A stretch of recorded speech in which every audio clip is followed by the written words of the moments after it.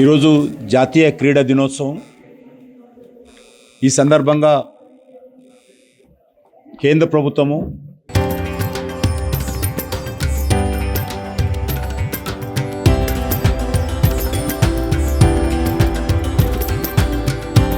తరతరాలుగా తరగని స్వర్ణ బంధాలు మన మానిపల్లి జ్యువెలర్స్.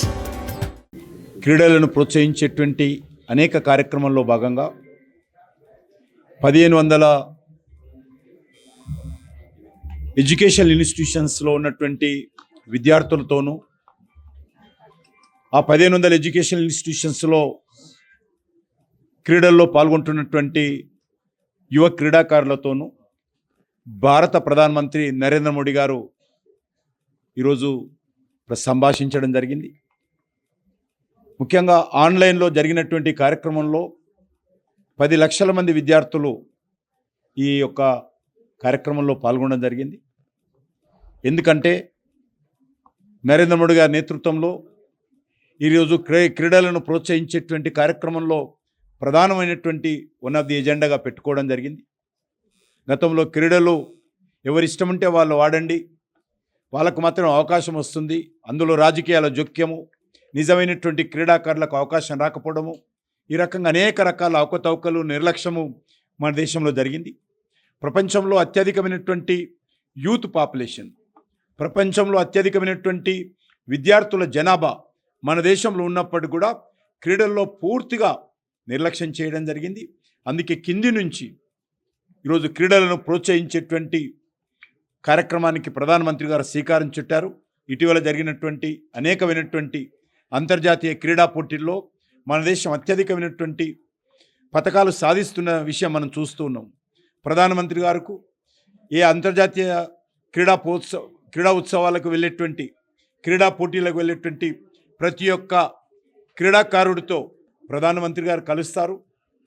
ఎవరు గెలిచినా వెంటనే వారికి ఫోన్ చేసి, వాళ్ళ తల్లిదండ్రుల నుంచి కానీ వాళ్ళ కోచ్ నుంచి ఫోన్ రాకముందే వెంటనే ఆ క్రీడాకారులతో ప్రధానమంత్రి గారు ఎక్కడున్నా వాళ్ళతోటి సంభాషించడము, వాళ్ళకు అభినందనలు తెలియజేయడము, ఎవరైనా దురదృష్టవశాత్తు ఓడిపోతే కూడా ఓడిపోయేటువంటి వాళ్లకు నిరుత్సాహపడకుండా ధైర్యం చెప్పే విధంగా ప్రయత్నం చేయడము, మన దేశంలో క్రీడలో జరుగుతున్నటువంటి క్రీడాకారులకు అన్ని రకాలుగా మరి సహాయం అందించడము, వాళ్ళకు కావలసినటువంటి మరి పౌష్టికారమైనటువంటి ఆహారం అందించే విషయంలో కానీ, వాళ్ళకు నచ్చిన దేశంలో వాళ్ళకు నచ్చిన కోచ్తో మరి ఈరోజు వాళ్ళకు ట్రైనింగ్ ఇచ్చేటువంటి విషయంలో కానీ అన్ని రకాలుగా భారత ప్రధానమంత్రి నరేంద్ర మోడీ గారు క్రీడలను ప్రోత్సహించాలి.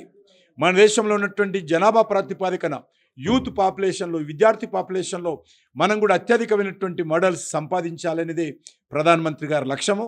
అందుకే అనేక రకాల కార్యక్రమాలు తీసుకుంటున్నాం.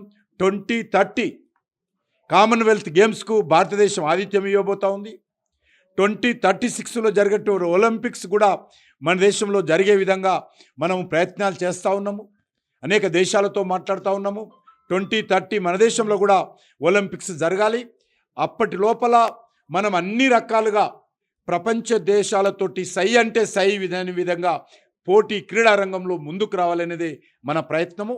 ఆ దిశలోనే నేను మరి విద్యార్థుల తల్లిదండ్రులను, విద్యార్థులను, అదేవిధంగా ఉపాధ్యాయులను, అదేవిధంగా క్రీడాకారులను, యూనివర్సిటీ అధినేతలను, విద్యా సంస్థల అధినేతలను ఒకటే కోరుతా ఉన్నాను, మీరు విద్యతో పాటు క్రీడకు కూడా అన్ని రకాలుగా ప్రాధాన్యత ఇచ్చి ప్రోత్సహించండి.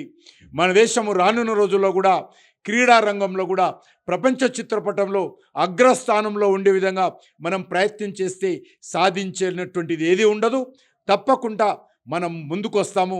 మనము ఆ రకంగా ప్రయత్నం చేస్తే అన్ని రకాలుగా మనం కూడా అచీవ్మెంట్స్ సాధిస్తాము. కాబట్టి ఆ దిశలో అందరూ ముందుకు రావాల్సిందిగా మనం చేస్తూ ఉన్నాను.